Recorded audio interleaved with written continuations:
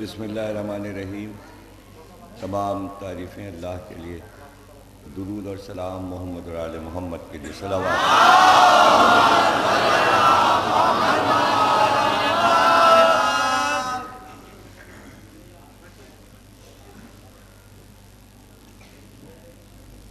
کل کی تقریر میں نے اشارہ کیا تھا آسمانی تلوار ذوالفقار کے سلسلے میں، تو فرمائش یہ ہوئی کہ ذوالفقار کے موضوع پر گفتگو ہو۔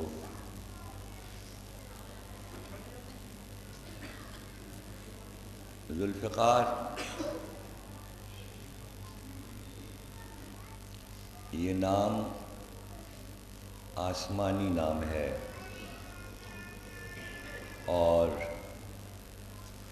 اس سے پہلے یہ نام کہیں استعمال نہیں ہوا، اور یہ لفظ اس سے پہلے کسی نے سنا بھی نہیں تھا۔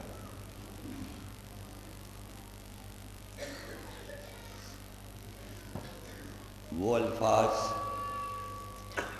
جو آسمانی ہوتے ہیں ان کے معنی بڑے وسیع ہوتے ہیں۔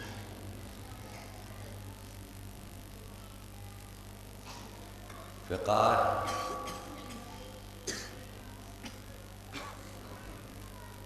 فقرے کی جمع ہے، اور فقرے کے بھی دو معنی ہیں۔ ایک تو جو فقرے آپ بولتے ہیں زبان سے متعلق، ایک تو یہ معنی ہو گئے، اور دوسرے ریڑھ کی ہڈی کو فقار کہتے ہیں۔ اور اس کے جب آپ ریڑھ کی ہڈی کو دیکھیں تو دونوں جانب جو ہڈیوں کا ایک سلسلہ ہوتا ہے،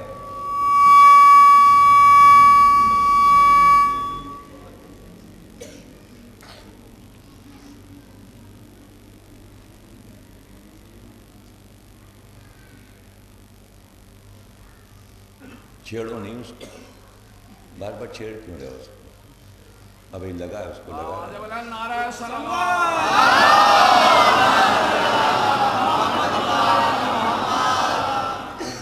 کیا مطلب تم اس کو جو چلاؤ گے تو اس سے کیا ہوگا؟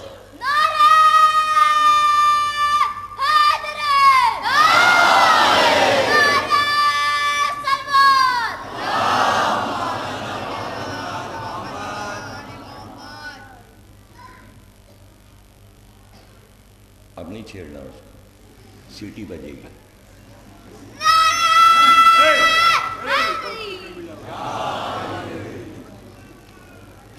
تو دونوں جانب آپ دیکھتے ہیں کہ ریڑھ کی ہڈی جو ہے وہ شاخوں میں تقسیم ہے۔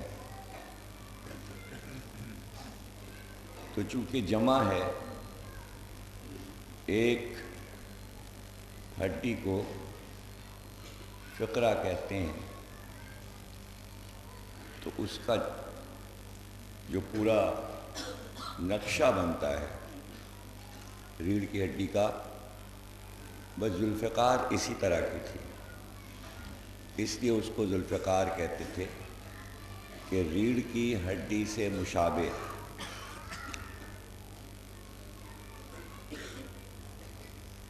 تو ذوالفقار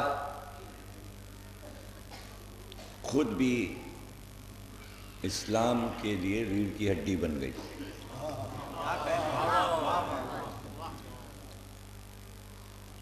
اب جب ذل اس میں ہے تو معنی دونوں سمجھائے جا رہے ہیں، یعنی دوہرے معنی ہیں، اس لیے کہ ریڑھ کی ہڈی جو ہے اگر انسان میں نہ ہو تو انسان گوشت کا لوتھڑا ہے، یعنی پورا جسم جو ہے وہ ریڑھ کی ہڈی پر قائم ہے۔ عمارت جو ہے، اس کی بنیاد جو ہے عمارت کی، وہ ریڑھ کی ہڈی ہے۔ تو ریڑھ کی ہڈی کے بغیر انسانی عمارت کھڑی نہیں ہو سکتی۔ تو ذوالفقار اسلام کی ریڑھ کی ہڈی ہے، جس کے بغیر دین کی عمارت بن نہیں سکتی۔ یہ ہے مولا کی تلوار ذوالفقار، اور چونکہ آسمان سے آئی تھی تو آسمان سے جو چیز بھی نازل ہوتی ہے وہ معجزہ ہوتی ہے، وہ معجزہ ہوتی ہے۔ تو ذوالفقار بھی معجزہ ہے، اس میں کوئی حیرت کی بات نہیں ہے۔ اور آسمان سے اترنے کا ذکر قرآن میں موجود ہے۔ سورہ حدید جو کلام پاک کا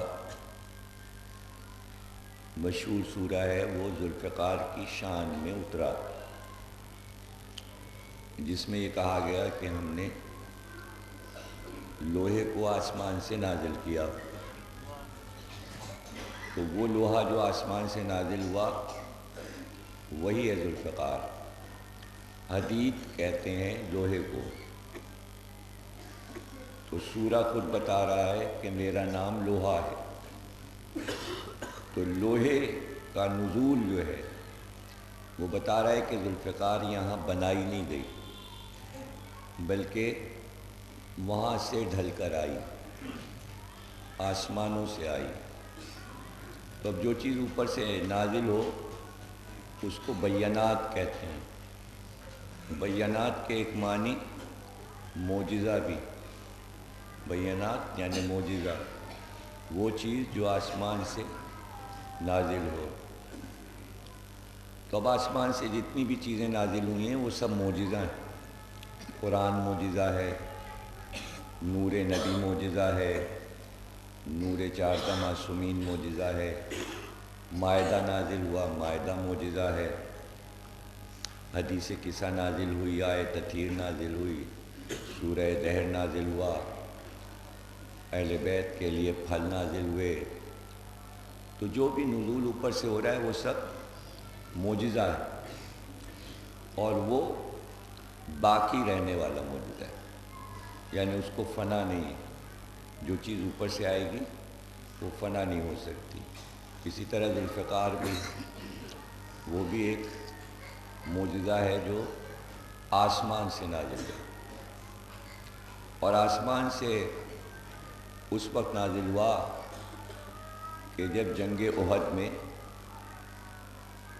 ایک ایسا سانحہ ہو گیا کہ جس کی امید نہیں تھی، اور وہ امت کی نادانی کی وجہ سے ہوا، اور پیغمبر کا کہا نہ ماننے کا نتیجہ۔ جنگ احد جب شروع ہوئی تو پیغمبر نے اپنے لشکر کو دو حصوں میں تقسیم کر دیا کہ ایک حصہ تو جنگ کرے گا، اور دوسرا حصہ جو ہے وہ دو پہاڑیوں کے درمیان جو درہ ہے وہاں پہرا دے گا، تاکہ جنگ کے درمیان دشمن اس طرف سے حملہ نہ کرے، اور اگر اچانک دشمن نے اس درے سے حملہ کر دیا تو پیچھے سے اسلامی لشکر کو نقصان پہنچے گا، اور دو طرف لڑنا ان کے لیے مشکل ہو جائے گا۔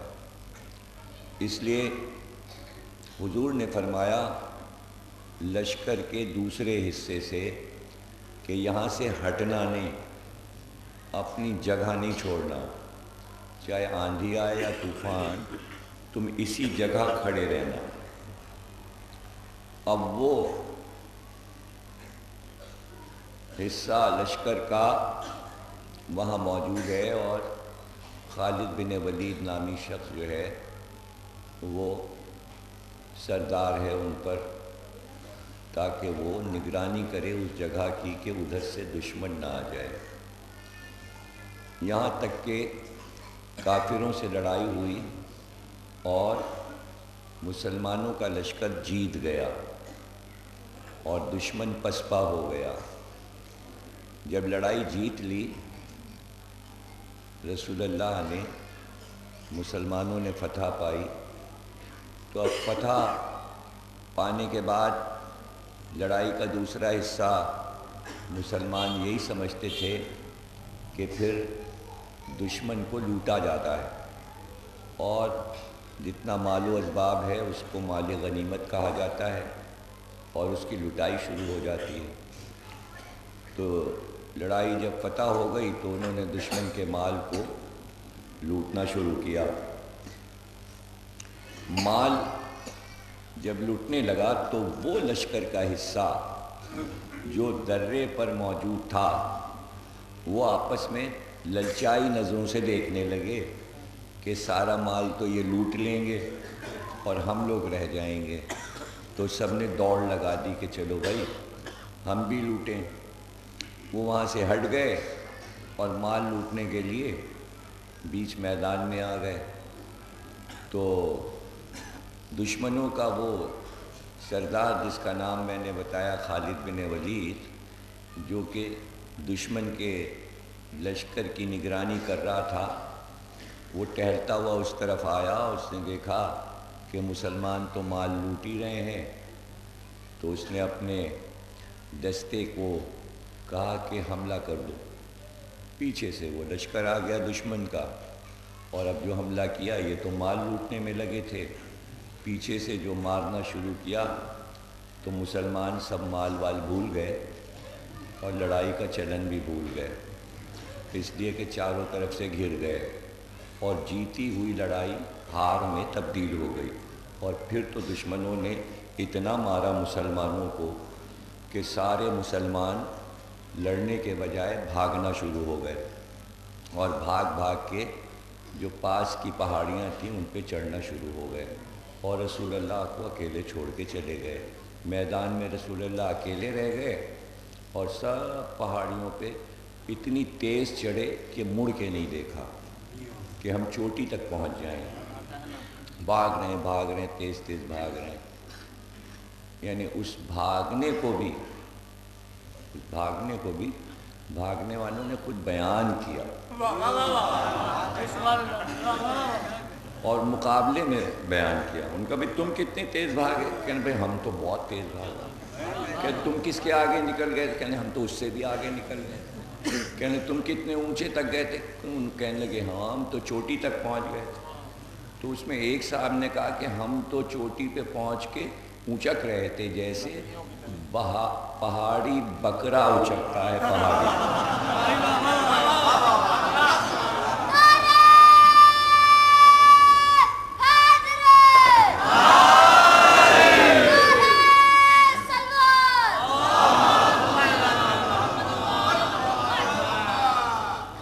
اب جناب علی جب لڑائی ختم ہوئی اور رسول اللہ مدینے آئے تو اب سب غائب۔ رسول اللہ تو ظاہر ہے کہ جلال میں تھے ہی، اب پوچھ رہے ہیں ایک ایک کو وہ کہاں ہے اور وہ کہاں ہے اور وہ کہاں ہے، سب بتا رہے ہیں ہاں صاحب وہ ہیں، وہ سب باہر کھڑے ہوئے ہیں، اندر نہیں آ رہے۔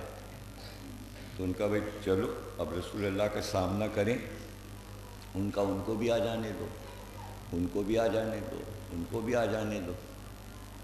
ان کا بھائی سب کا انتظار کر کے کیوں چلو؟ کہنے بھائی سب ایک ساتھ چلیں گے، ایک ایک جائے گا تو جو پہلے جائے گا سارا غصہ رسول اللہ کا اسی پہ اتر جائے گا، تو سب مل کے چلیں تاکہ غصہ ڈسٹریبیوٹ ہو جائے سب کے اوپر۔ تو سب ساتھ چلیں گے ایک دوسرے کو ہمت دلاتے ہوئے۔ اندر پہنچے تو رسول اللہ نے کہا کہاں تھے تم لوگ؟ یا رسول اللہ ہم لوگ تو پہاڑی پہ چڑھ گئے تھے اوپر، وہاں جا کے پناہ لی تھی۔ تو آپ نے فرمایا اچھا وہاں پناہ لی تم نے پہاڑ پہ جہاں تمہارے بھائی کنان نے پناہ لی؟ کیوں گئے؟ کیوں چڑھے پہاڑ پہ؟ کہنے یا رسول اللہ وہ میدان میں ایک آواز آئی تھی کہ رسول اللہ قتل کر دیے گئے، محمد قتل ہو گئے۔ آپ نے فرمایا وہ شیطان کی آواز تھی، وہ شیطان کی آواز تھی جس کی آواز پر تم بھاگے، میں تو تمہارے سامنے ہوں نا۔ تو یعنی رسول اللہ نے یہ گفتگو کر کے بتا دیا کہ جو شیطان اور جبریل کی آواز نہ پہچانے، کیا اس کو حق ہے کہ وہ رسول اللہ کی جگہ پر بیٹھے؟ یہ ساری گفتگو رسول اللہ اسی طرح کرتے تھے تاکہ حجت تمام۔ تو اس لڑائی میں حضور بہت رنجیدہ ہوئے، اس لیے کہ جناب حمزہ کی شہادت بھی اسی جنگ میں ہوئی، جنگ احد میں۔ تو جب سب بھاگ گئے اور رسول اللہ تنہا رہ گئے اور دشمن نے یلغار کر دی، تو تنہا مولا علی رسول اللہ کے ساتھ تھے اور حفاظت فرما رہے تھے، اور چاروں طرف سے دشمن یلغار کر رہا تھا۔ تو مولا علی کبھی دائیں آتے اور کبھی بائیں، اور ہر حملہ آور کو قتل کرتے ہوئے چل رہے تھے، اور رسول اللہ کی سواری کو لے کر آگے بڑھ رہے تھے۔ ایسے میں ایک دشمن نے حملہ کر کے مولا علی کی تلوار کو توڑ دیا۔ تلوار جب ٹوٹ گئی اور مولا علی خالی ہاتھ ہو گئے، تو اس وقت تمام شیعہ سنی راوی یہ لکھتے ہیں کہ ایک بار فضا میں ایک سونے کی کرسی نظر آئی، اور اس سونے کی کرسی پر جبریل امی بیٹھے تھے اور ان کے ہاتھ میں تلوار تھے، اور فضا میں یہ آواز آ رہی تھی لا فتح الا علی، لا سیف الا ذوالفقار۔ یعنی تلوار آسمان سے اتر رہی تھی اور اس کا قصیدہ بھی آسمانی سے اترا، اس کا قصیدہ بھی آسمان سے اترا کہ کوئی جوان نہیں ہے سوا علی، اور کوئی تلوار نہیں ہے سوا ذوالفقار کے۔ تو کہاں سے بات شروع ہوئی؟ لا سے، لا فتح۔ اس کے بعد کیا آیا؟ الا، لا فتح الا علی، لا سیف الا ذوالفقار۔ لا بھی ہے اور الا بھی ہے۔ یہ لا اور الا جو ہے، اس کے بغیر دین نہ شروع ہوتا ہے اور نہ دین کامل ہوتا ہے۔ لا سے دین شروع ہوتا ہے، الا سے دین کامل ہوتا ہے۔ کیسے شروع ہوتا ہے دین؟ لا الہ الا، لا الہ نہیں ہے کوئی خدا الا اللہ، پھر اللہ آ گیا اللہ کے سوا۔ تو یہ لا الہ جو ہے، پہلے لا کے معنی کیا ہے؟ تبرہ۔ اللہ کے کیا معنی ہے؟ تولا۔ لا لا نہیں، یعنی نفرت، بیزاری، دوری، جھوٹے خداؤں سے دوری۔ اللہ، اب اقرار۔ تو جہاں لا اور اللہ آ جائے، یہ آسمانی آواز ہوتی ہے، سمجھ گئے؟ لا الہ الا اللہ، قل لا اسألکم، قل لا اسألکم الا المودۃ فی القربى۔ لا بھی ہے، الا بھی ہے۔ تو یہاں بھی لا اور الا، تولا اور تبرا، کلمے میں بھی لا الا تولا تبرا، یہاں بھی لا فتح، لا فتح الا علی، لا سیف الا ذوالفقار۔ تو اس سے پتہ چلا کہ یہ آسمانی الفاظ ہیں، تاریخی نہیں ہے، انسانی نہیں ہے۔ تو یہ قصیدہ ذوالفقار خود لے کر آئی، یعنی تعریف ہو رہی تھی اور وہ اتر رہی تھی۔ اب جبریل امین نے وہ تلوار لا کے رسول اللہ کو پیش کر دی، رسول اللہ نے فوراً تلوار کو لیا اور مولا علی کے حوالے کر دیا۔ بس پھر یہ جو ہم نے آپ کو سنایا تو سنانے میں دیر لگی، ذوالفقار کے آنے میں دیر نہیں لگی۔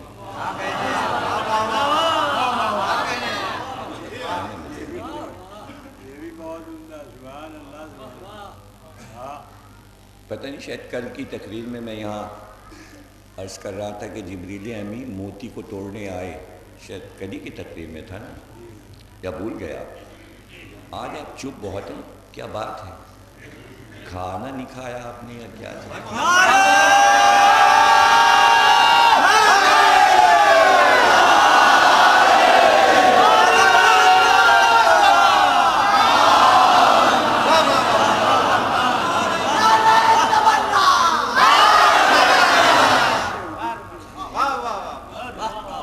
تو جناب علی عرض کر رہا تھا کہ جبریل امین سے رسول اللہ نے پوچھا کہ ہزاروں برس گزر گئے تمہیں پرواز کرتے ہوئے، کبھی ایسا بھی ہوا کہ اللہ کے حکم سے تمہیں کبھی بہت جلدی پرواز کرنا پڑی؟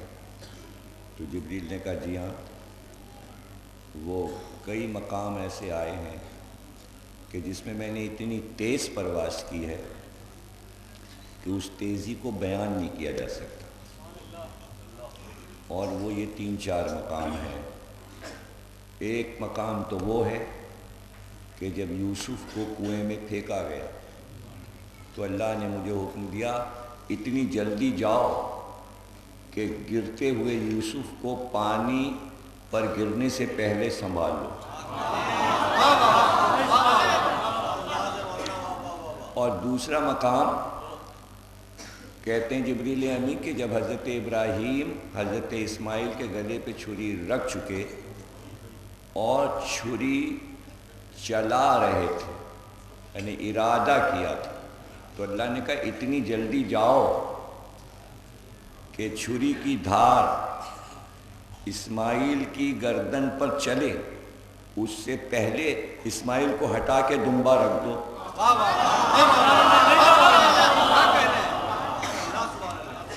اور تیسری منزل کل سنا چکا کہ جب حسن اور حسین کا ہاتھ موتیوں کی طرف بڑھ رہا تھا تو اللہ نے کہا اتنی تیز جاؤ کہ ہاتھ موتی کے قریب آ جائے، 2 ٹکڑے ہو جائے۔ اور یہ ہے وہ چوتھا مقام، جبریل کہتے ہیں کہ اللہ نے کہا اتنی تیز جاؤ ذوالفقار لے کر کہ بس چشم زدن میں ذوالفقار نبی کے ہاتھ میں ہو، اور نبی کے ہاتھ سے علی کے ہاتھ میں آئے، اور علی کے ہاتھ سے ذوالفقار چلنا شروع ہو جائے، پھر مجھے کہنے میں دیر لگی۔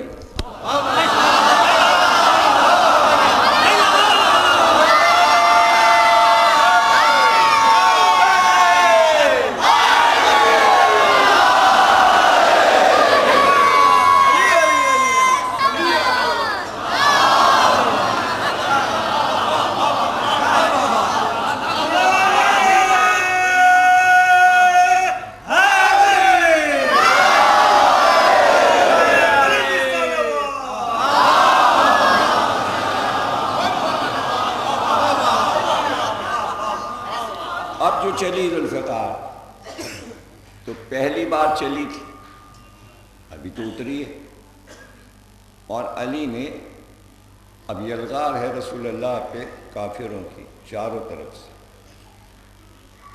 تو پھر مجھے کہنے میں دیر لگے گی، مجھے دیر لگے گی، لیکن وہاں یہ کام چشم زدن میں ہو رہا تھا اور اتنی تیزی سے ہو رہا تھا کہ اس کے لیے ہمارے پاس الفاظ نہیں ہیں کہ ہم تیزی سے بیان کر سکیں۔ وہ ہوتا یہ تھا کہ جیسے کافر آتے تھے تو وہ رسول اللہ پہ حملہ کرتے تھے، تو وہ اتنی تیز آ رہے تھے کہ کبھی دائیں سے آتے، کبھی بائیں سے، کبھی پیچھے سے، کبھی سامنے سے۔ تو بس رسول اللہ یہ کہتے جا رہے تھے، علی یہ آیا، علی وہ آیا۔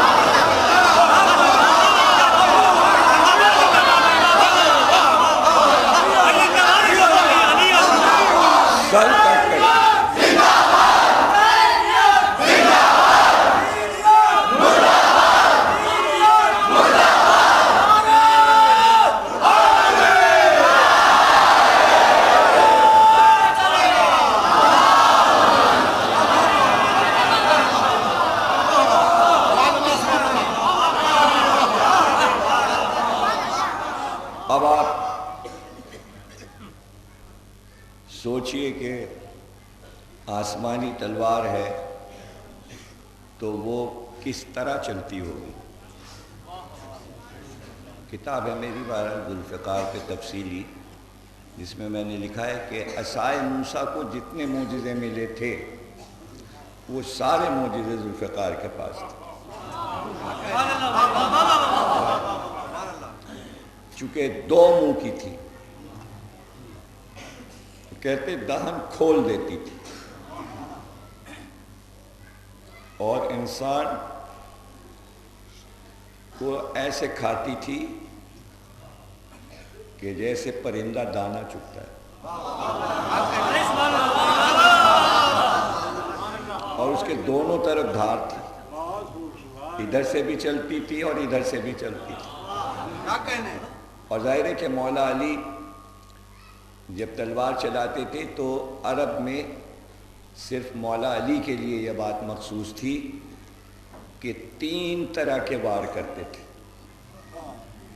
3 طرح کے، ایک طول کا وار، ایک عرض کا وار اور ایک سیفی کا وار۔ طول کا وار تھا کہ مولا نے تلوار اٹھائی اور سر سے چلی، سر کو کاٹا، گردن کو کاٹا، سینے کو کاٹا، راہوار کو کاٹا اور عرض تک آئی۔ اور عرض کا وار یہ تھا کہ کمر سے مارتے تھے اور 20 سے 2 ٹکڑے کرتے تھے، اور چشم زدن میں، یعنی چشم زدن میں ذوالفقار پار ہو جاتی تھی تو آدھا دھڑ جو ہے وہ گرتا تھا، آدھا گھوڑے پہ رہتا تھا، اور بعد میں جب تولا جاتا تھا تو دونوں حصے برابر ہوتے تھے۔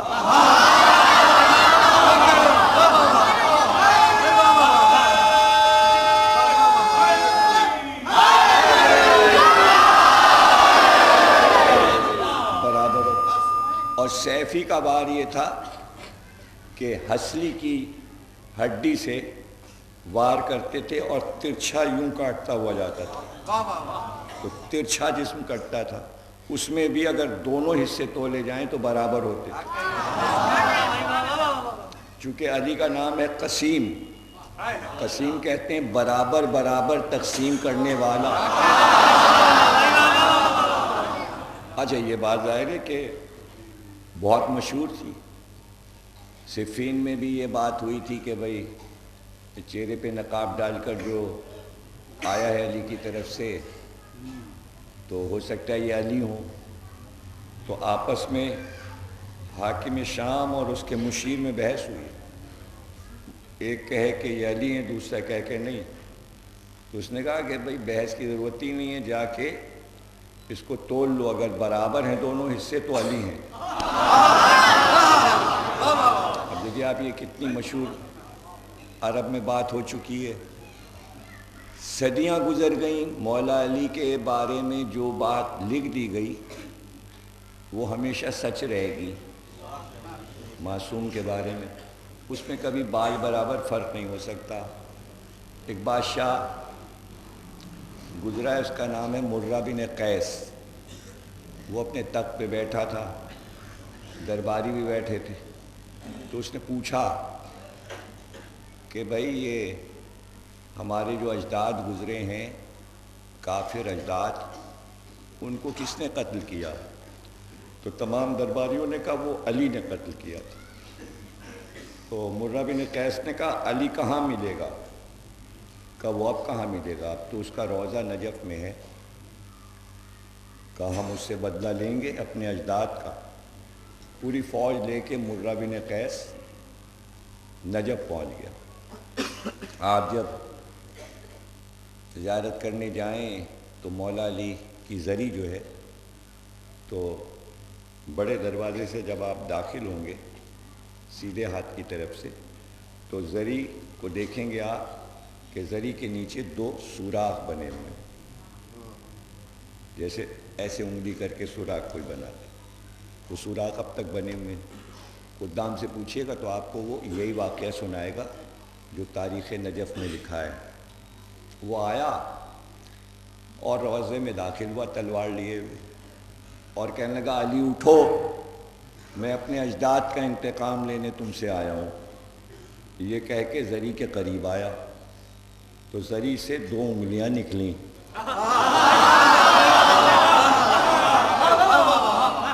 2 انگلیاں نکلیں اور مرہ بن قیس آدھا ادھر گرا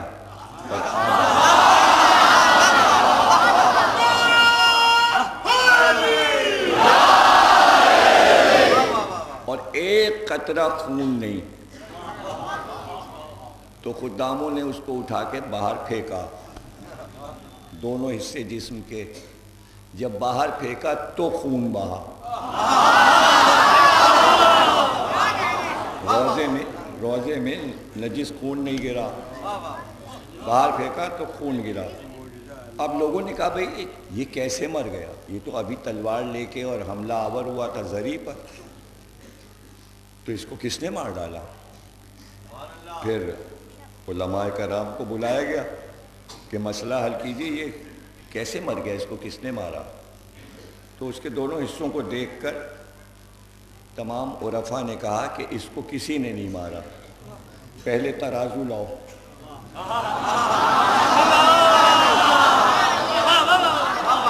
اور اس کے جسم کو تولو، اگر یہ دونوں حصے برابر ہیں تو اس کو علی نے ہی مارا۔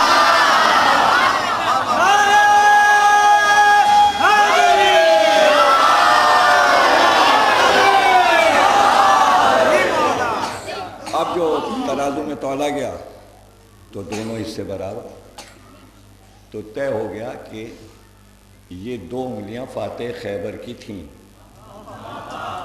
کہ جس سے در خیبر کو اکھاڑا تھا، یہ وہ 2 انگلیاں۔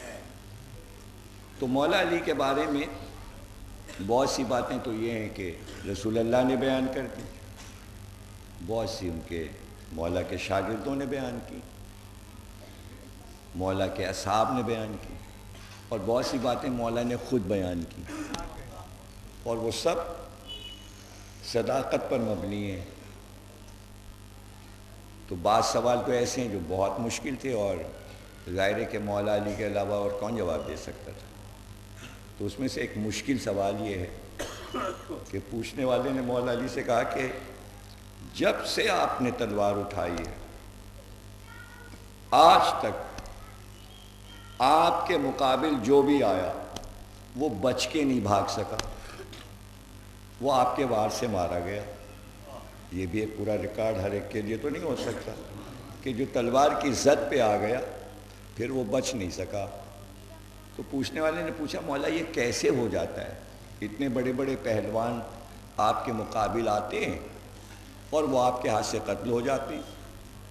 دیری نہیں لگتی قتل میں، اس کی وجہ بتائیے۔ اب بتائیے یہ سوال آسان ہے یا مشکل؟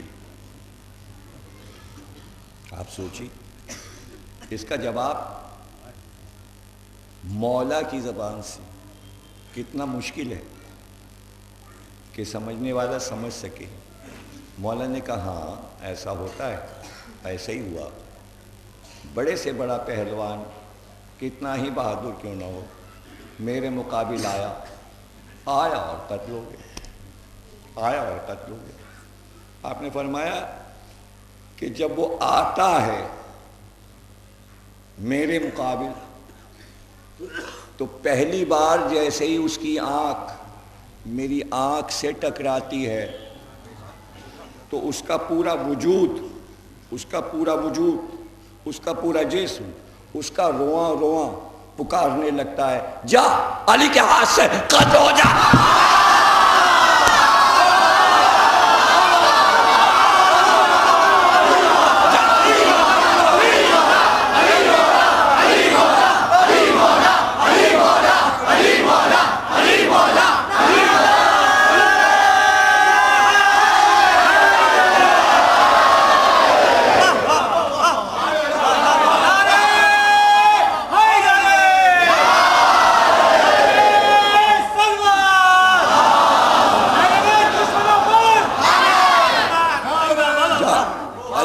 سے قتل۔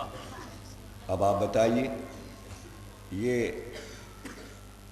کس بنا پر اللہ نے علی کو مظہر العجائب کہا؟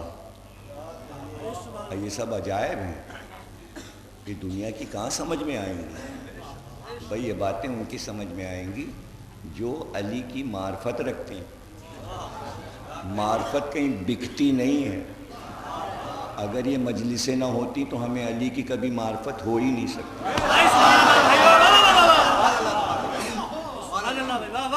لیکن یہ سارے اقوال عمل کرنے کے لیے، اپنی مجلسوں کو زینت دو ذکر علی سے، یعنی مجلس جب بھی ہو ذکر علی کرنا۔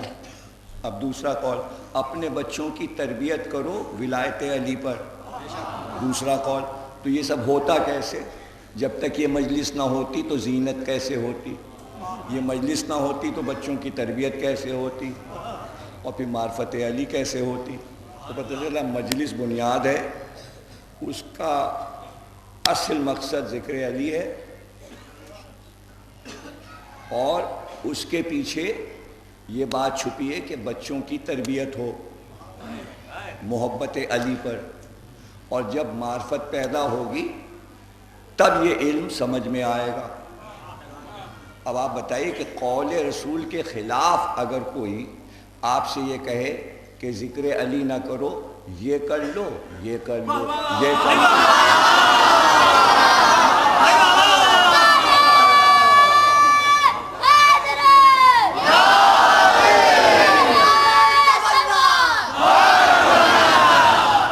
تو آپ سوچیے بھائی جو قول رسول ہے اس پر عمل ہوگا۔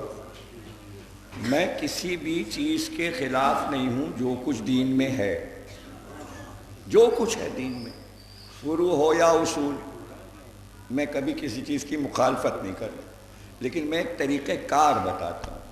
فرض کیجئے کہ کسی کا دل چاہ رہا ہے کہ وہ نماز پہ درس دے، تو رسول اللہ کا قول جو ہے ذکر علی، تو اس قول کو چھوڑ کے درس نماز دوں؟ نہیں، قول اپنی جگہ رکھو اور پوری تقریر درس نماز پہ کر دو۔ یہ تو بتاؤ علی نماز پڑھتے کیسے؟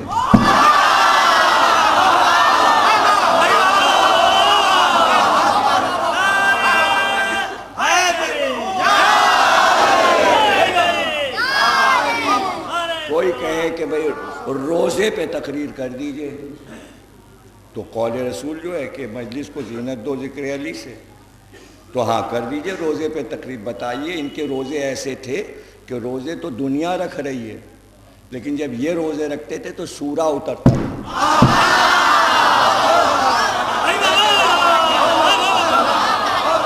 انہوں نے روزے رکھے تو سورہ دہر اترا، انہوں نے روزے رکھے تو سورہ دہر رکھا اترا۔ اگر آپ سے کوئی کہے زکوٰۃ پہ درس دیجئے، ذاکرین کے لیے کہہ رہا ہوں، آپ کے لیے نہیں جو پڑھتے ہیں، کوئی کہے بھائی زکوٰۃ پہ تقریر کر دیجئے، کر دیجئے، زکوٰۃ تو سبھی دیتے ہیں، رمضان میں ہوتی ہے، شوال میں ہوتی ہے نا زکوٰۃ، زکوٰۃ تو دنیا نے دی ہے۔ علی جب زکوٰۃ دیتے ہیں تو ولایت کی آیت اترتی ہے۔ تو اب سمجھ میں آیا کہ بغیر ذکر علی نہ فروع ہو سکتے ہیں نہ اصول۔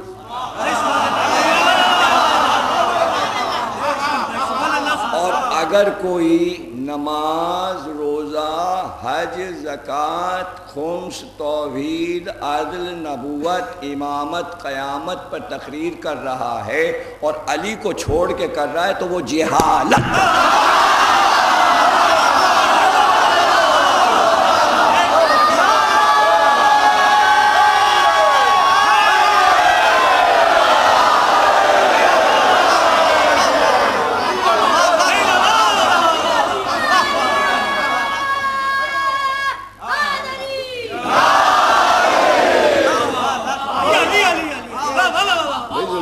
اللہ نے بھیجی ہے، بھیجنے کا مقصد یہ ہے کہ اگر یہ نہیں جائے گی تو یہ اسلام بچ نہیں سکتا۔ ذوالفقار اس لیے نہیں آئی کہ پوری دنیا کو کاٹ کے پھینک دو، ذوالفقار آئی ہے کہ اس کے ذریعے میرے حبیب کو بچاؤ، میرے حبیب کو بچاؤ۔ چونکہ دشمنی بڑھ گئی ہے، دشمن بڑھ گئے ہیں، دشمنوں کا انداز بدل گیا ہے۔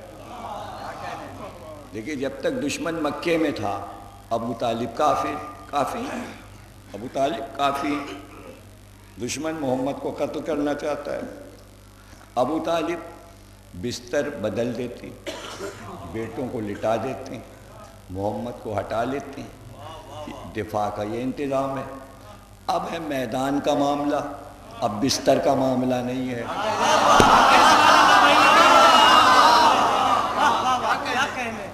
دیکھیے ہر چیز کا ایک دور ہوتا ہے اور دور ختم ہو جاتا ہے۔ شیب ابی طالب سے شب ہجرت تک بستر کا دور ہے۔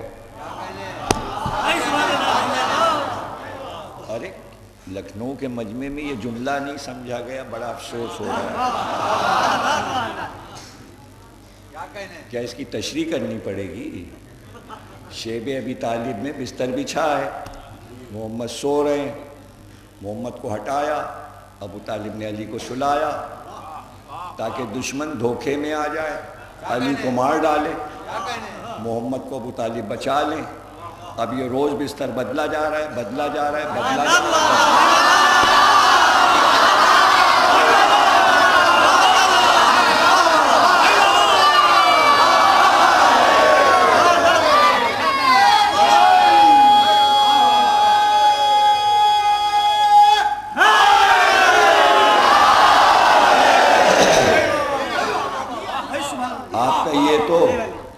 اسی جگہ پہ میں رک جاؤں، یہ مقام ایسا آ گیا کہ دل چاہ رہا ہے یہاں پہ رک جائیں۔ بھائی بستر پہ، محمد کے بستر پہ ابو طالب علی کو لٹاتے تھے اور سلاتے تھے۔ یہ شب ہجرت محمد کاہے کے لیے کہہ رہے ہیں علی تم سو جاؤ؟ بھائی سوچی نا، وہ تو ابو طالب کا جذبہ تھا، اپنے بیٹے کو لٹا دیا، محمد کو بچا لیا، تو کیا علی اسی لیے رہ گئے ہیں؟ علی اسی لیے رہ گئے کہ سرکار بھی یہی کریں گے کہ بھئی تم سوتے رہے ہو میرے بستر پہ تو آج بھی سو جاؤ اور میں بچ جاؤں۔ یہ کوئی بات ہے؟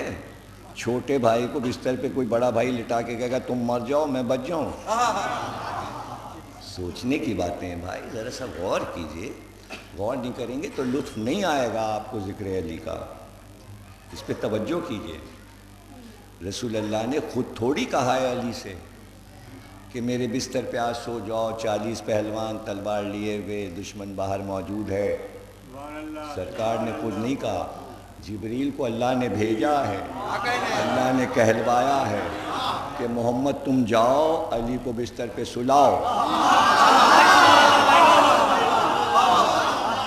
پھر سے سن لیجئے تاکہ اگلا جملہ سننے کو تیار رہیں، جس کی وجہ سے یہ بات کر رہا ہوں۔ جملہ تو وہ ابھی نہیں کہا نا، یہ تو تمہید ہے۔ اللہ نے کہا محمد تم جاؤ بستر پہ علی کو سلا دو، اللہ کے حکم سے علی کو بستر پہ سلایا گیا ہے۔ تو اب پتہ چلا ابو طالب جو محمد کو ہٹا کے علی کو سلا رہے تھے اپنی مرضی سے نہیں۔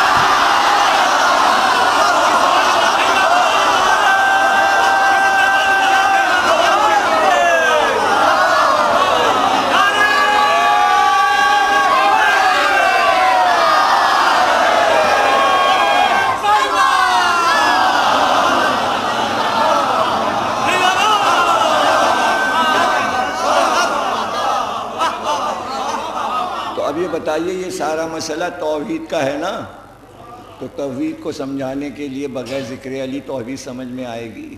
یہ سب اللہ ہی کا تو ذکر ہو رہا ہے، علی کا ذکر اللہ کا ذکر ہے۔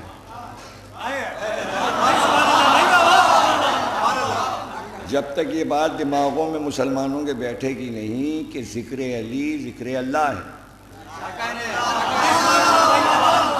ذکر علی ذکر اللہ ہے، یہ رسول اللہ کی حدیث ہے، میں نے نہیں کہا۔ اے علی تیرا ذکر، اے علی تیرا ذکر اللہ کی بندگی ہے، قول رسول، قول رسول اللہ کی بندگی ہے، یعنی اللہ کا ذکر عبادت ہے، تیرا ذکر اللہ کا ذکر ہے، اللہ کا ذکر عبادت ہے۔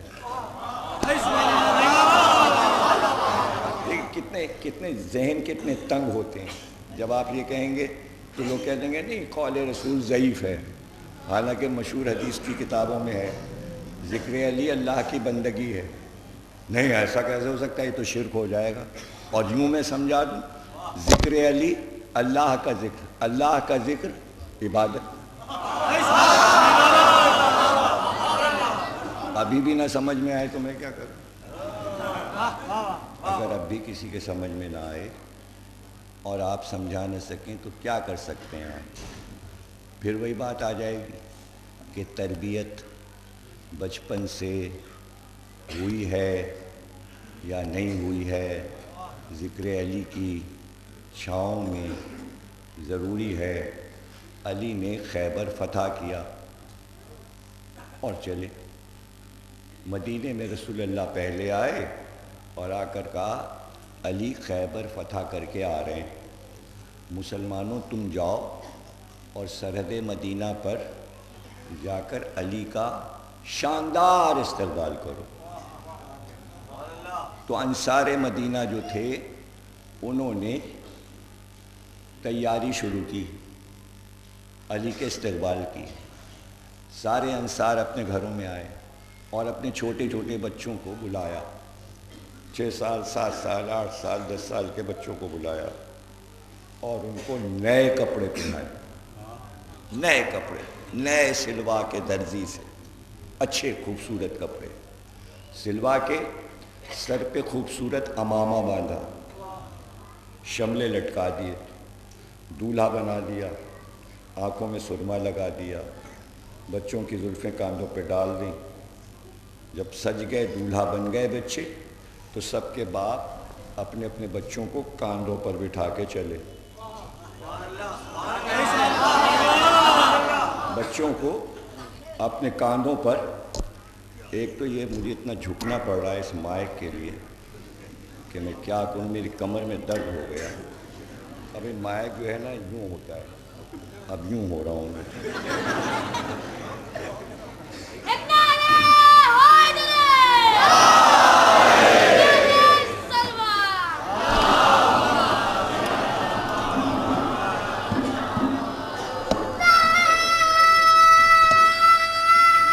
تھوڑا سا نیچے کرو۔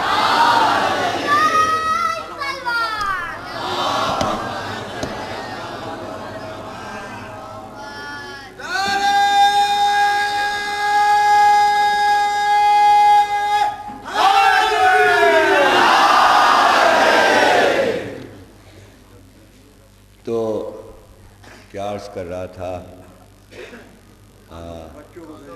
سجا کے لے کے چلے. اب وہاں سب کھڑے ہو گئے سرحد مدینہ اور سب کے اباؤں نے اپنے بچوں سے کہا، جیسے ہی فاتح خیبر علی نظر آئے تم بلندی پہ وہ دیکھ کے بتانا کہ تم نے علی کو پہچان لیا، اور ہم تم سے پوچھیں گے اس مجمع میں علی کون ہے، علی کون ہے. بچوں نے جیسے ہی مجمع کو آتے دیکھا تو اشارہ کر کے اپنے تمام باپوں کو سب بچوں نے بتانا شروع کیا، وہ ہیں مولا علی، وہ ہیں مولا علی، وہ ہیں مولا علی. نعرے لگنے لگے. مولا علی کی سواری گزر گئی. اب سب کے باپ اپنے بچوں سے کہتے ہیں، ہر باپ نے اپنے بچے سے کہا کہ اگر آج تو علی کو پہچاننے سے انکار کرتا اور پہچان نہ پاتا تو تجھے معلوم ہے ہم تیرے ساتھ کیا کرتے. ہم یہ کرتے، اگر تو نہ پہچانتا اور کہتا ہم نے علی کو نہیں پہچانا کہ کون فاتح خیبر ہے، تو باپ نے بیٹے سے کہا کہ ہم کاندھے سے کھینچتے، زمین پہ گراتے، ایک ٹانگ پہ ٹانگ رکھتے، دوسری ٹانگ چیرتے.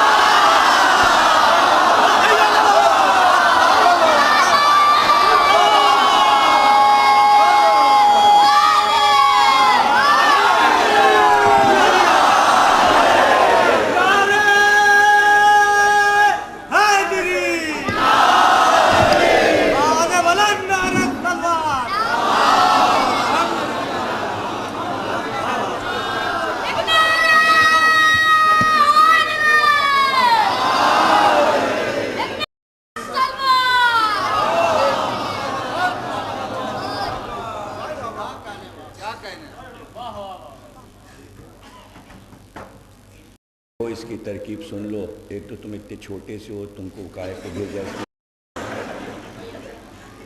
یحییٰ گنج جاؤ، یحییٰ گنج وہاں لوہا ملتا ہے. لوہا اس کو اتنا بھاری بناتے ہیں، ہر امام باڑے میں چھوٹے ممبر نہیں ہوتے، جہاں بڑے ممبر ہوتے ہیں وہاں دوسرا استعمال ہوگا اسٹینڈ. ہر امام باڑے کا الگ الگ اسٹینڈ رکھو. یہ زیادہ مہنگے نہیں ہیں. اب یہ سائنسی دور ہے، دکان چلاؤ، بزنس کا طریقہ سیکھو، اور جتنے لکھنؤ میں مائک والے ہیں تم جا کے سب کو بتاؤ اور ایک کارڈ چھپا لو. دیکھو اس کا طریقہ یہ ہے کہ یہ حصہ جو ہے یہ اس کا ڈبل بنے گا، اور یہ جو اسٹینڈ ہے یہ بھی اس سے اونچا بنے گا، اور اس میں مختلف جگہ پر یہ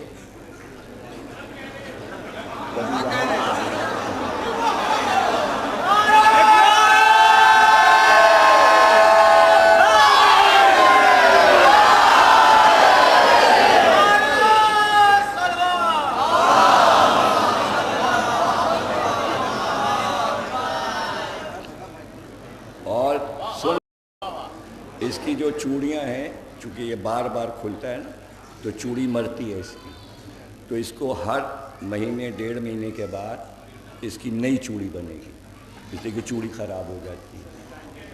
کوئی ٹانگے والا ہو تو اس کے پاس جانا کہ تمہارے گھوڑے کے پیر میں جو لوہے کے نال لگیں کتنے دن کے بعد بدلے گا.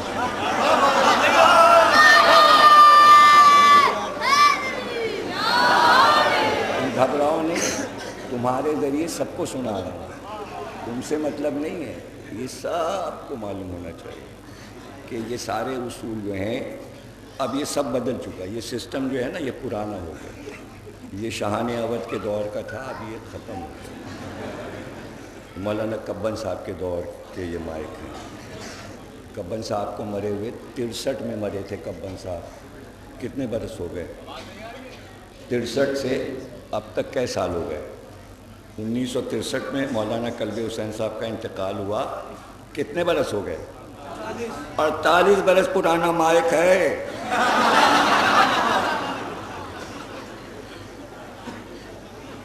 یہ سب بدلوائیے، یہ سب صحیح کیجیے.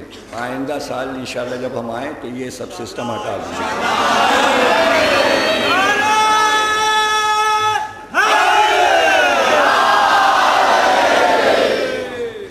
نئے مائک ہوں اور ایکو سسٹم رکھیں آپ لوگ. یہ پرانے بھوپو جو ہیں نا، یہ بھوپو ختم کیجیے. اب بھوپو کا دور نہیں ہے، اب ایکو کا دور ہے. ہمارے یہاں پورے پاکستان میں تمام مجلسوں میں ایکو لگا ہوا ہے. ایکو لیٹسٹ ترین جو ہمارا ایکو والا ہے وہ ہر محرم کے فوراً بعد یعنی 9 ربیع الاول کو وہ ہانگ کانگ چلا جائے گا.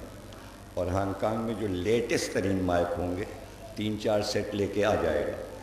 اس لیے کہ ایک سیٹ استعمال ہو چکا تو اب وہ نیا جو آیا ہے. اب آپ دیکھیں نا کہ جو لوگ موبائل لے رہے ہیں وہ کیا کر رہے ہیں. ان کو جیسے ہی پتہ چلتا ہے لیٹسٹ موبائل آیا، پرانا بیچا، نیا لیا. اس لیے کہ اب نئے میں دیکھیں نا کہ جو نئے آئے نا تو پرانے والوں میں انٹرنیٹ نہیں تھا، ای میل کی سہولت نہیں تھی. اب کنیکٹ ہو جاتا ہے، یعنی ہر جگہ سے موبائل پہ آپ مجلس سن سکتے ہیں انٹرنیٹ پر. تو نئے سے نئے ماڈل سائنس میں آ رہے ہیں. تو کیا یہ سائنس سے الگ کوئی چیز ہے؟ اب اس کے بھی نئے نئے ماڈل آ رہے ہیں. اور اب یہ تو میں بھائی نہیں مان سکتا کہ میں کیسے یہ بات کہوں کہ بھائی لکھنؤ والے خدا نہ کرے غریب ہیں. ارے بھائی آپ کے جو گھر کے بھیدی ہیں نا وہ ہمیں ٹیلی فون پہ بتاتے ہیں، پہلا جملہ کہتے ہیں اب وہ لکھنؤ نہیں ہے، سب امیر ہو چکے ہیں.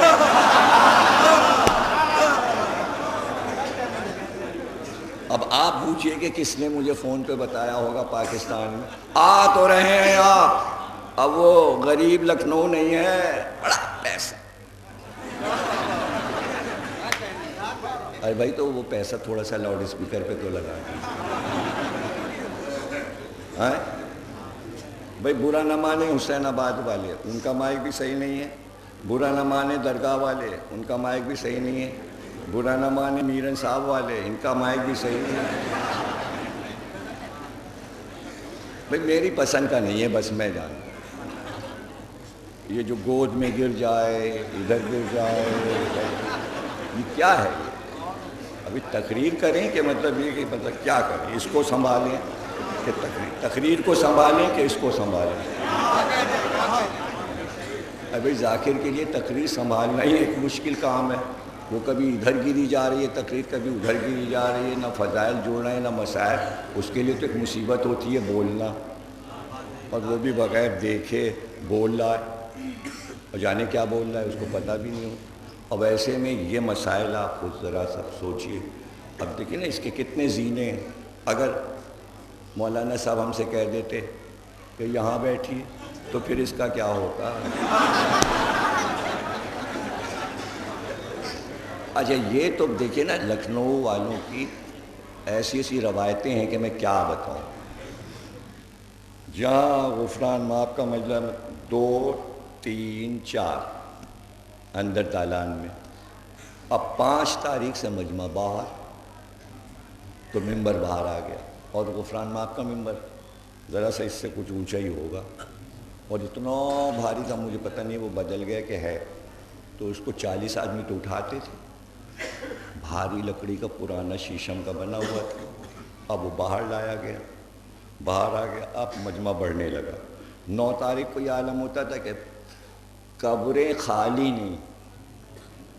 مزہ نہیں لیا. ارے غفران معاف میں آدھے میں تو قبریں تھیں، اور ایک ایک قبر پہ 100 آدمی بیٹھے ہیں. مردہ دبا جا رہا ہے.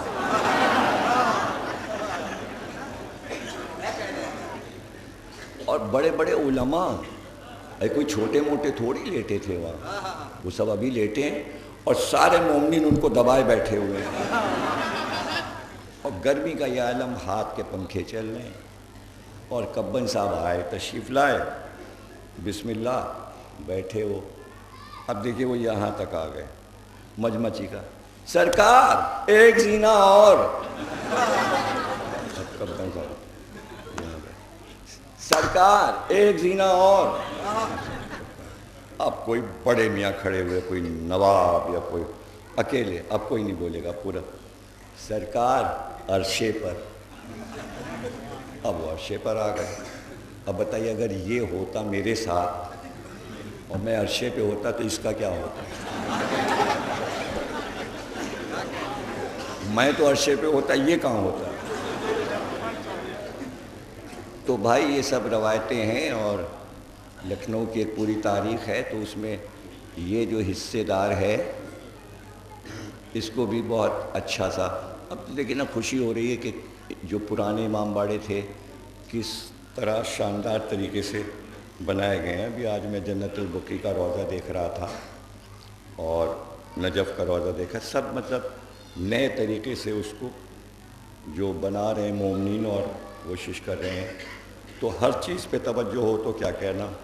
اب جو لوگ ہمارے بھائی لوگ امریکہ لندن جاتے ہیں وہ وہاں کے امام باڑوں میں ضرور دیکھتے ہوں گے کہ لیٹسٹ ترین تمام چیزیں، یہ جو آپ دیکھ رہے تھے کہ یہ ویڈیو وغیرہ، یہ اسٹینڈ بیچ میں لگا ہے، 5-6 آدمیوں کی جگہ گھیر لی اس نے، یہ وہاں نہیں ہے، بلکہ کیمرے جو ہیں وہ چاروں طرف لگے ہیں اور اندر کہیں ویڈیو بن رہا ہے، مشین اندر لگی ہے، وہ یہاں سامنے کیمرہ نہیں لگا ہوا۔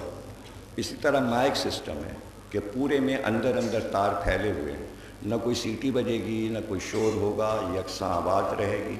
ٹی وی لگے ہوئے ہیں، باہر تمام ٹی وی لگے ہوئے ہیں، دیوار میں فٹ ہیں، خواتین کے لیے ٹی وی فٹ ہیں۔ یہ سارا سسٹم پہلے خرید لیا جاتا ہے جب امام باڑہ بننے لگتا ہے، اور وہ انجینئر آ کے سب بتا دیتا ہے کہاں پر کیا لگے گا، ایک پورا سسٹم ہے۔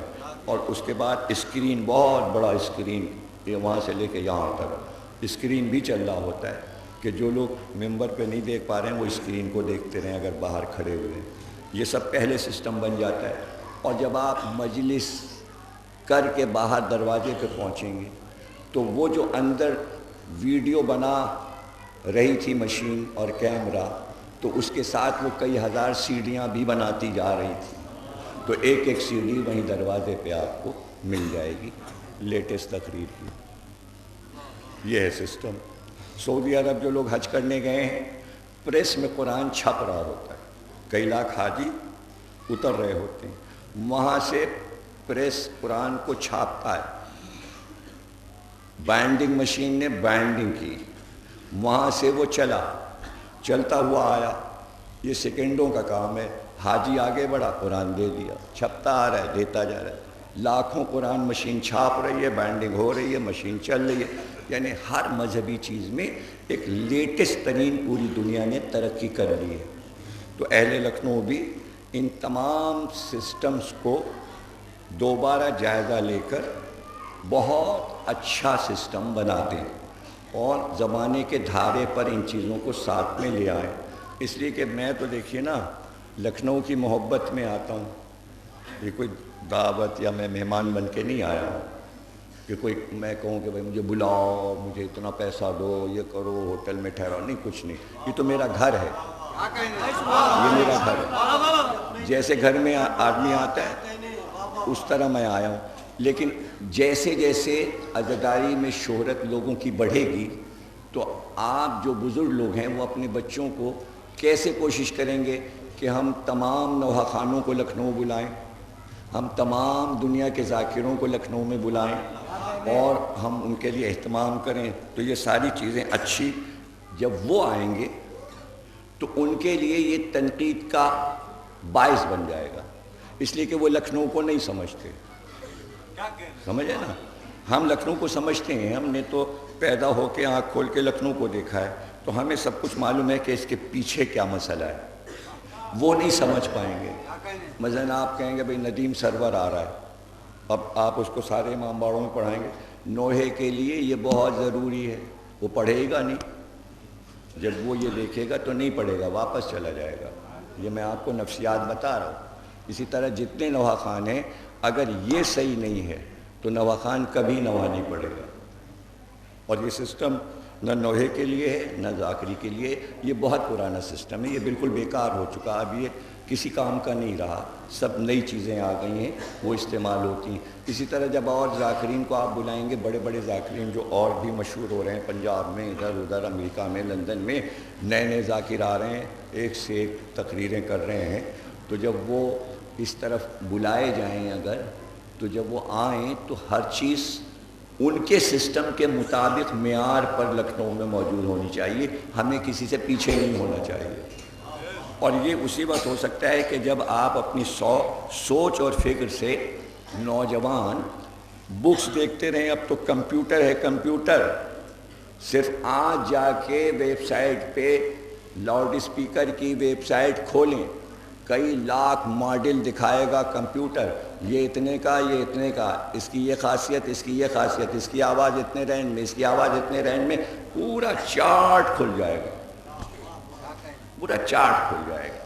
اب دیکھیں نا، 1-2 سال سے یہاں کے لوگ مجھے بلانے کی کوشش کر رہے تھے، دعوت نامہ بھیج رہے ہیں، یہ کر رہے ہیں، وہ کر رہے ہیں، لیکن ان کو میں سمجھاتا رہا کہ ویب سائٹ کھولیے اور کھول کے دیکھیے ویزا سسٹم انڈیا کا کیا ہے، کوئی اس کو سمجھ ہی نہیں رہا تھا۔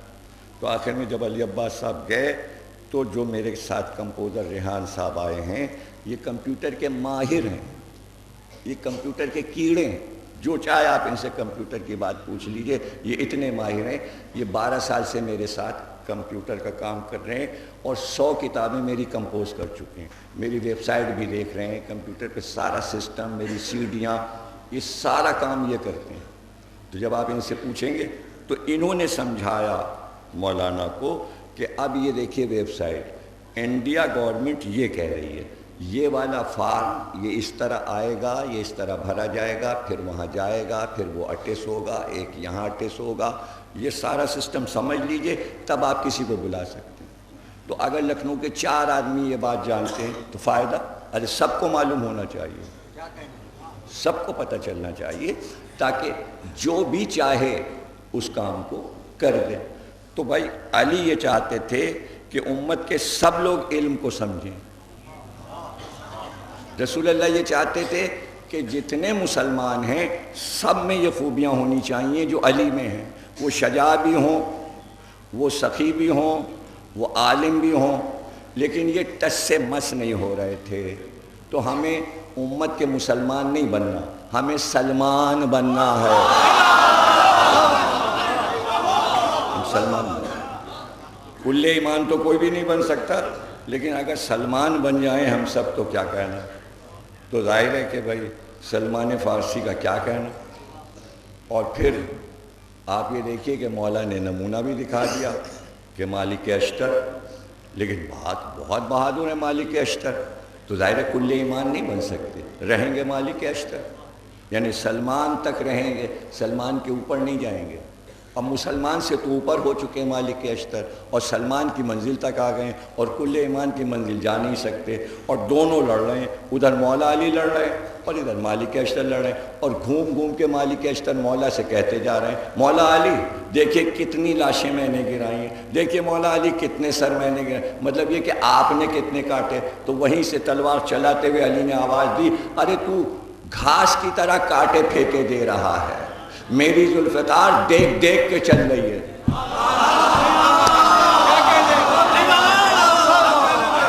بھائی ہماری ذوالفقار، مولا علی کہتے ہیں شجروں کو دیکھ کے چلتی ہے، اگر کسی کے شجرے میں 10ویں پشت میں بھی کوئی مومن آنے والا ہے تو وہاں سے ہٹ جاتی ہے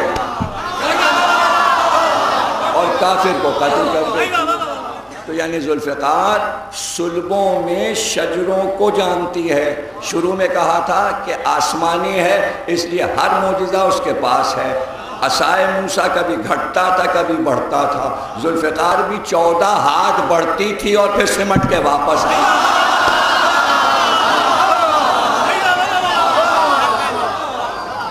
سمٹتی تھی، اور عصائے موسیٰ بولتا تھا، باتیں کرتا تھا، ذوالفقار بھی باتیں کرتی تھی۔ تو میں نے کہا تھا فقار یعنی فقرے، تو فقرے ادا کرتی تھی اس لیے کہ منہ کھلا ہوا تھا، تو بات بھی کرتی تھی۔ اب بات کر رہی ہے لیکن ابھی تو آئی ہے احد میں، تو ابھی تو اسے خاموشی سے کام کرنا ہے، لیکن بولتی ہے۔ توجہ ہے نا آپ کی؟ مولا علی واپس آئے، احد کی لڑائی ختم ہو گئی۔ اب جب آتے تھے تو دروازے پہ جناب سیدہ استقبال کرتی تھی، اور مولا علی ہاتھ سے تلوار اٹھا کے بی بی کی طرف بڑھاتے تھے۔ جناب سیدہ اسے لے جا کے دھوتی تھیں، کافروں کا خون صاف کر دیتی تھیں، پانی ڈال دیتی تھی، پھر اس کو چادر سے سکھاتی تھیں، پھر نیام میں رکھ کے جہاں پر وہ آویزاں رہتی تھی وہاں پہ شہزادی آویزاں کرتی تھی۔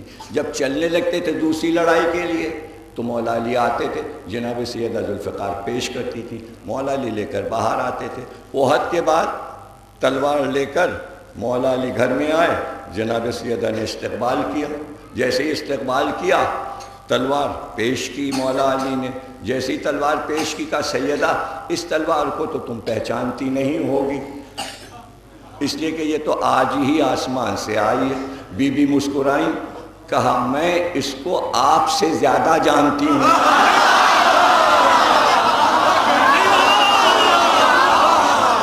میں اس کو آپ سے زیادہ جانتی ہوں، اس لیے کہ میں اس سے مانوس ہوں۔ اب دیکھیں مانوس ہونا کیا چیز ہے، یعنی بی بی کہہ رہی ہیں یعنی علی سے یہ لفظ الگ ہے۔ مانوس جو چیز قریب ہوگی اس سے انسان مانوس ہوگا، بی بی کہہ رہی ہیں میں اس سے مانوس ہوں۔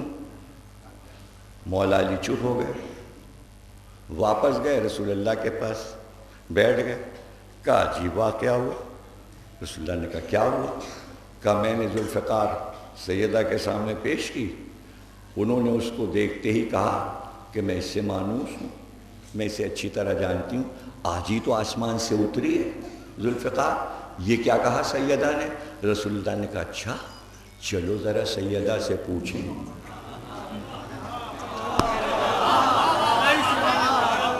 بھئی چلو سیدہ سے پوچھیں۔ دیکھیں رسول اللہ اگر چاہتے تو بتا دیتے کہ کیا کہانی ہے ذوالفقار کی، اور اگر مولا علی چاہتے تو علم امامت سے سب بتا دیتے۔ واقعہ تو آپ کے لیے بن رہا ہے، معلوم علی کو بھی ہے، معلوم رسول کو بھی ہے۔ رسول اللہ نے کیوں نہیں بتایا کہ بھئی جب علی نہیں بولے اور میں بتا دوں تو دنیا کہے گی اچھا علی کو معلوم ہی نہیں، علم امامت ہی نہیں رکھتے۔ تو جو بات علی کہہ چکے کہ کیا بات ہے، تو وہیں پہ نبی نے بھی کہا کیا بات ہے۔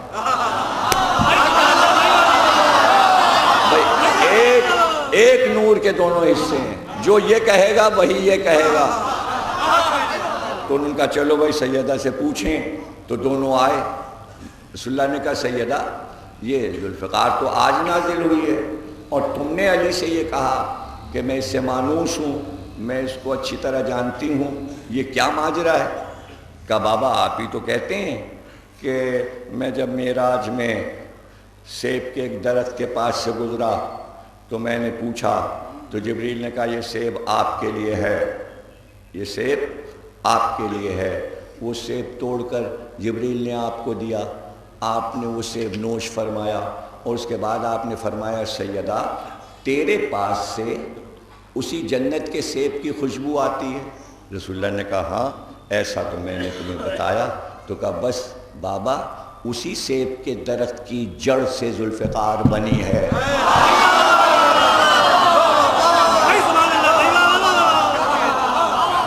بنی ہے، تو جو خوشبو سیب میں ہے وہی خوشبو ذوالفقار سے آتی تھی۔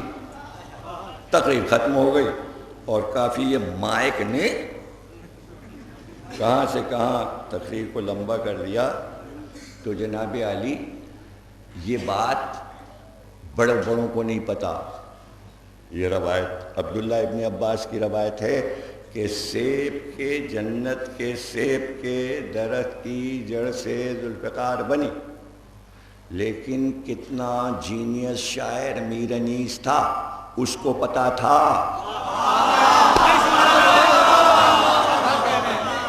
اسی لیے وہ اردو کے سب سے بڑے شاعر ہیں کہ ان کا مشاہدہ بہت تیز تھا۔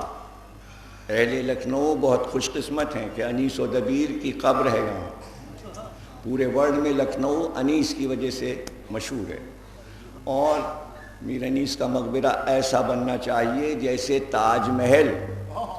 یہ سیمنٹ کا جو کچا بنا ہے بیکار ہے، اور وہاں کوئی دکان کارخانہ نہیں ہونا چاہیے، پوری عمارت بننی چاہیے۔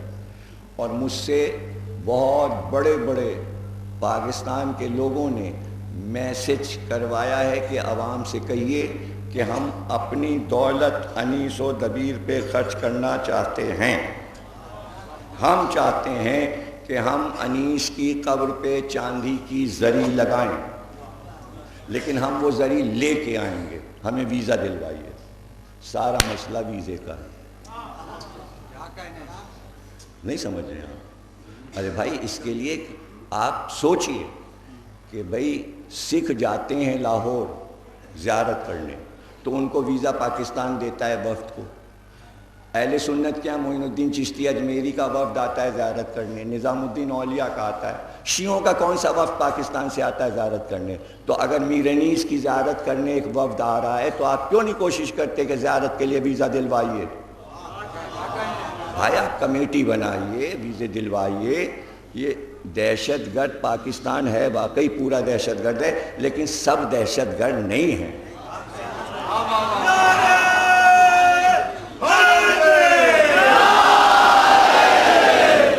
چہرے سے تو لگتا ہے نا کہ شریف کون ہے اور کمینہ کون ہے. اور یہ تو آپ لکھ لیجئے, بیان میں دے دیجئے. اور میں کہہ رہا ہوں پورے ورلڈ میں, پوری دنیا میں بڑی طاقتوں نے, امریکہ نے, لندن نے, فرانس نے فیصلہ کر دیا کہ سارے مسلمان دہشت گرد ہیں مگر شیعہ دہشت گرد نہیں.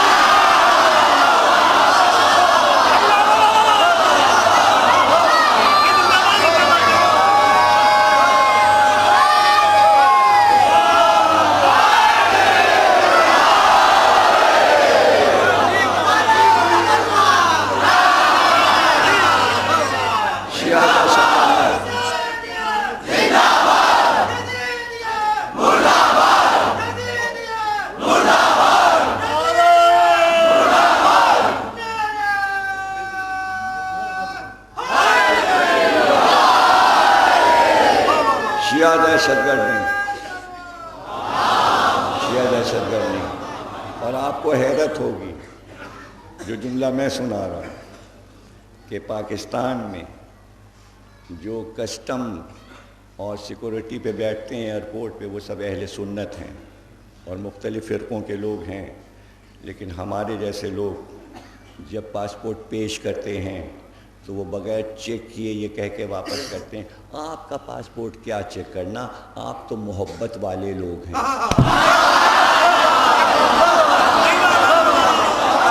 بھائی تو ہماری تو شہرت مودت کی وجہ سے ہے.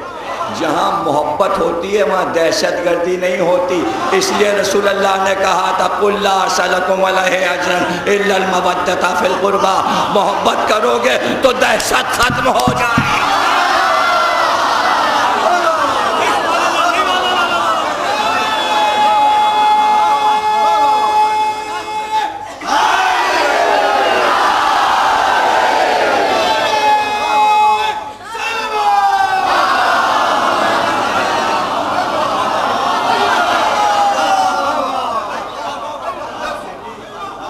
جناب علی میر انیس کہتے ہیں کہ امام حسین ذوالفقار چلا رہے تھے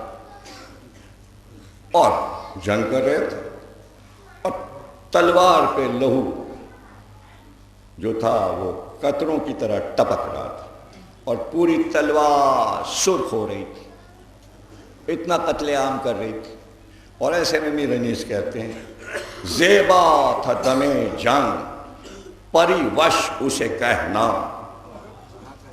زیبا تھا دم جنگ پری وش اسے کہنا. معشوق بنی سرخ لباس اس نے جو پہنا.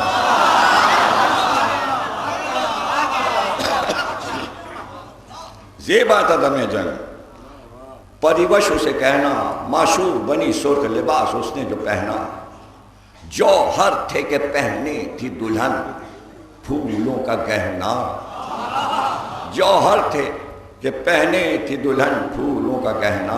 اور اس اوج میں وہ سر کو جھکائے ہوئے رہنا. اور اس اوج میں وہ سر کو جھکائے ہوئے رہنا. اور اب چھٹا اور پانچواں مصرع اگر پیچھے کی بات بھول گئے تو کچھ بھی سمجھ میں نہیں آئے گا کہ اس سے پہلے کیا کہا تھا. پانچواں مصرع سنیے, میر انیس کہتے ہیں سیب چمن خلد کی بوباس تھی پھل میں.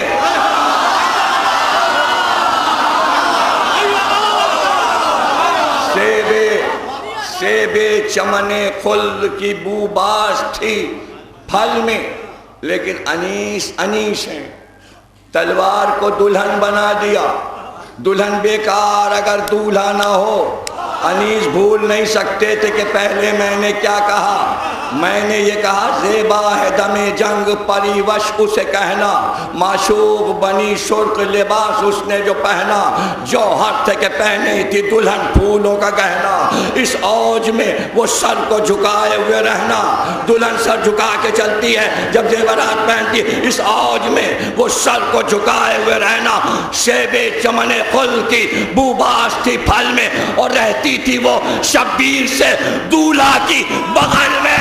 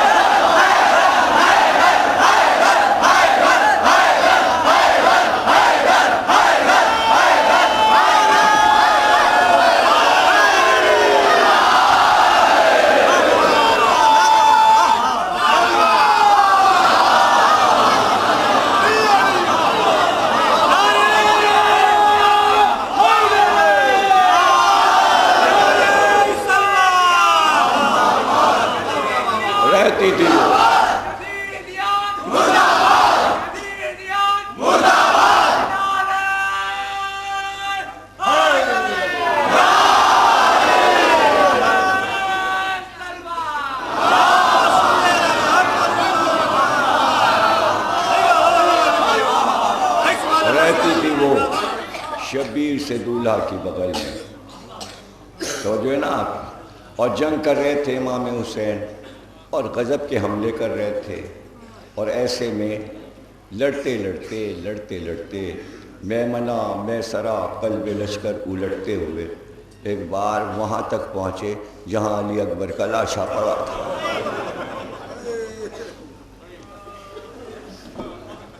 جہاں علی اکبر کا لاشا پڑا تھا, ایک بار وہاں ذوالجناح کو روکا, ذوالجناح کو روکا, اور میر انیس کہتے ہیں رک کر علی اکبر کی لاش سے صرف اتنا کہا, تم نے نہ دیکھی جنگ پدر, پدر کی جان. ظاہر ہے کہ علی اکبر جس طرح لڑے تھے بڑی شجاعت سے لڑے تھے. تو بوڑھے باپ نے جوان بیٹے سے کہا, بیٹا تم تو خوب لڑے تھے, کاش تم حسین کی لڑائی دیکھتے. اور پھر لڑتے لڑتے حسین جب فرات پر پہنچے تو عباس کی لاش پہ رک کر کہا, اے میرے بھائی عباس, کاش آج تم حسین کی لڑائی دیکھتے, کاش آج تم حسین کی لڑائی دیکھتے.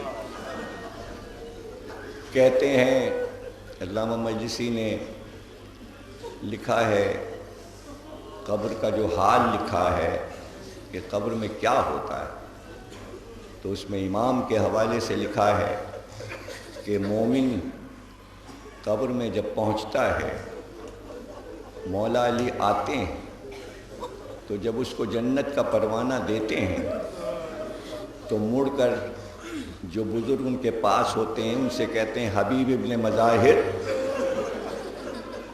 اس کو لے جاؤ, یہ اس کے جنت کا پروانہ ہے. جب حبیب اس کو لے کر جنت کی طرف چلتے ہیں اور مولا علی کا کاغذ ہاتھ میں ہوتا ہے تو علماء نے لکھا, اور علامہ مجلسی کہتے ہیں کہ حبیب کے ساتھ دو جوان چلتے ہیں. جیسے ہی وہ مومن اٹھتا ہے تو ایک جوان دائیں آ جاتا ہے, ایک بائیں, اور وہ دونوں جوان زرہ بختر پہنے ہیں, سر پہ خود ہے اور کمر میں تلوار لگی ہے. پوچھا گیا یہ دو جوان کون ہیں جو اس مومن کو لے کر چلتے ہیں؟ تو علماء نے کہا ایک عباس ہیں, دوسرے علی اکبر.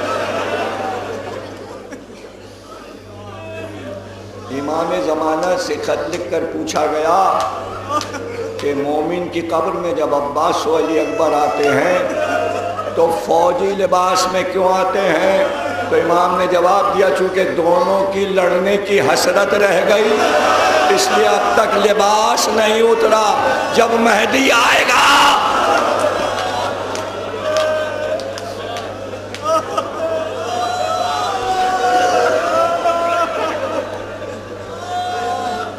اب بتائیے مومن کی مدد کے لیے عباس اور علی اکبر